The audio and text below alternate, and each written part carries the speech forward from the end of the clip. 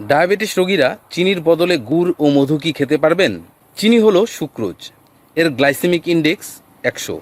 Diabetes রোগীরা sucrose বেশি খেলেই পিপি অর্থাৎ পোস্ট প্র্যান্ডিয়াল সুগার দ্রুত গতিতে বাড়তে থাকে।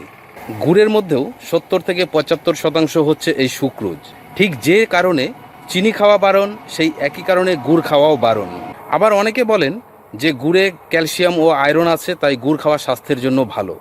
ক্যালসিয়াম বা আয়রন বাড়ানোর জন্য আরও অনেক খাবার আছে। সুক্রোজ ভরা গুড় খেয়ে ক্যালসিয়াম বা আয়রন বাড়ানোর কোনো প্রয়োজন নেই। মধু আবার রাসায়নিকভাবে একটু অন্যরকম। এতে যে শর্করা থাকে তার বেশিরভাগটাই হচ্ছে ফ্রুক্টোজ। ফ্রুক্টোজ হলো নিম্ন গ্লাইসেমিক ইন্ডেক্সের খাবার। এটা খেলে চট করে রক্তে সুগারের পরিমাণ বাড়ে না।